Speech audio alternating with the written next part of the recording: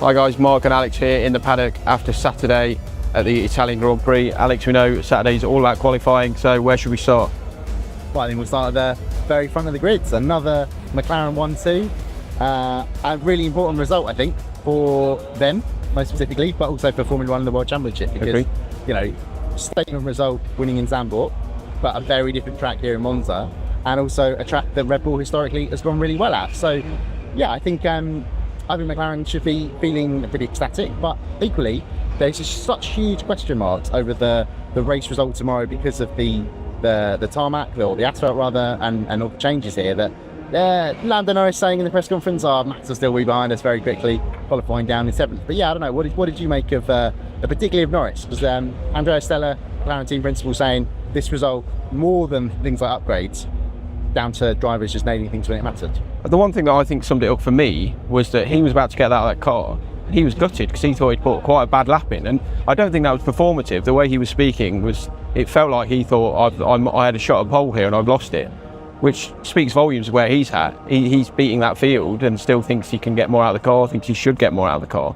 So to be where he is, and it's quite tight, that top 6, but he is actually clear of the rest, isn't he, by some distance. So, you know, he's got Piastri alongside him tomorrow. We don't need to go over the starts we've seen when he's been on pole. That has to improve, I think, because if Piastri does get past him off the start, it creates this whole team orders conversation that the team won't want, the drivers won't want, and that would just be an issue that maybe we don't need, but we might get. Well, I can tell you right now that conversation is already happening, because it was happening in the press conference. Our good friend Nate Saunders from ESPN brought it up. I said to him, stir in the pot immediately. And essentially, what I thought was interesting was Piastri had a slight resigned look when it came up, but the message at the moment is we're free to race right now, but we're going to discuss this. And the drivers, they're usually drivers briefing on Sunday, and certain elements have already been discussed. But I think what's critical now is Red Bull's qualifying result, because if this qualifying result were to be repeated in the race, McLaren 1-2 with Piastri ahead and Max Verstappen down in 7th, from how I'm reading it, how I understand it, they have to reverse that result, because such a result would mean Lando Norris could potentially win the world title if you were to win all races at the end of the year. Right now, it doesn't really matter. You need Max Verstappen to have a retirement, or, you know, like or a weekend like this to a degree, yeah. Exactly, yeah, a bit of a shocker. But like I said, I think the race runs cloud that, and we'll come on to that with Red Bull. But yeah, I don't know. It's one of those things. Especially going back to the starts, still so many question marks about that. Yeah. Lando Norris saying that the prospect looks better, which was nice and vague in the press conference. What was interesting was Andrea Stella, and actually when it came to Zandvoort, the drivers did nothing wrong. It was all about what we told them to do with the tyre prep. So yeah, great to work there. But yeah, what did you make of Red Bull today? Well, it seemed to catch everyone, not least Red Bull, by surprise, just how off the pace. Not even earlier in the qualifying, they were closer, weren't they? And then in that third session, they just got absolutely nowhere near them. And you know, there weren't really any reasons for that. I don't think, I know you were doing more of the media post than me, I don't think there was much of an explanation. I don't think they particularly know where it happened. I thought Helmut Marko gave a very interesting quote, didn't he, where he said it's Adrian Newey's not involved anymore. That might be a factor. I'm sure everyone would be delighted at Red Bull to have heard that, but I don't know if it is that. I think it's sometimes it's just set up, or there might be a temper change. It's just any little tweak like that. But all is not well there at the moment, is it? Especially when Max would have crossed the line already furious, and then been told that it's a McLaren 1-2.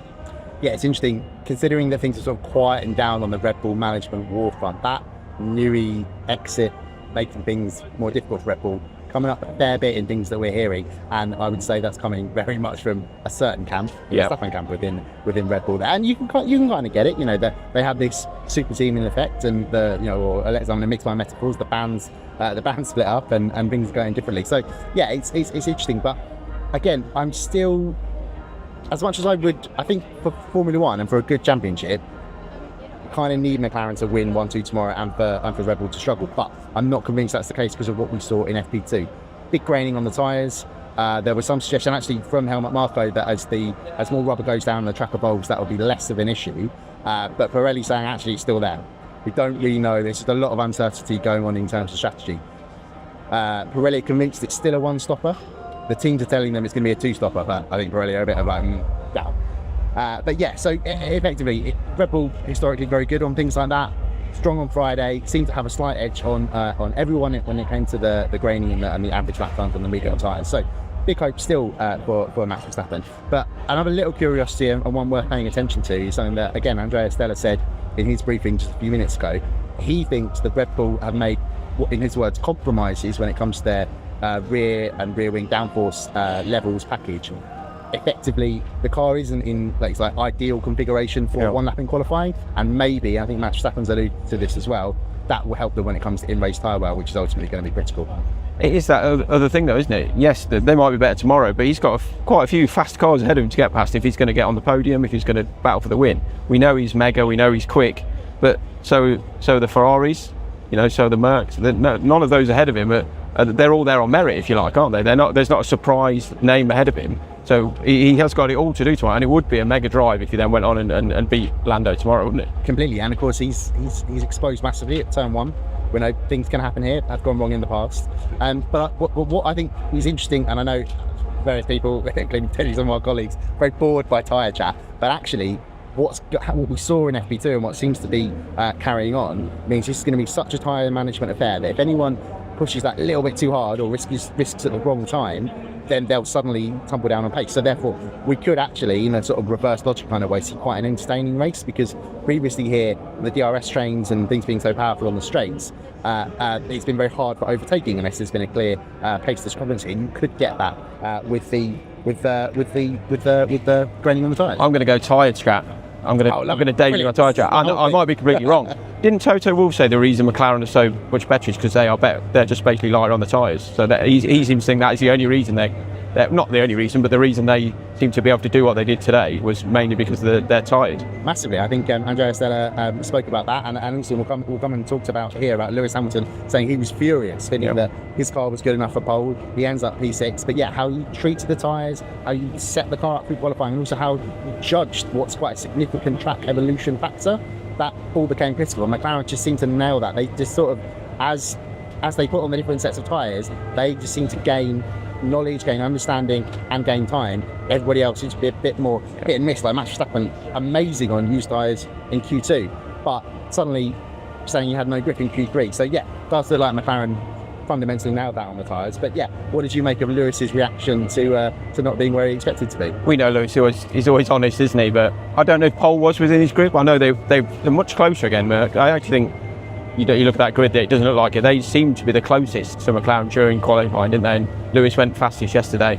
But he won't have liked that, given what we're about to talk about that happened this morning. And he even alluded to Kimi Antonelli, didn't he, saying, I've been rubbish in qualifying for years, maybe it'll be better, or alluded to maybe it'll be better when Kimi's here. I think it's also worth throwing in here that Nico Rosberg is here working for the TV this weekend, and he seemed to suggest that Hamilton's age is going to slowly have more of an impact on what he can do on the track.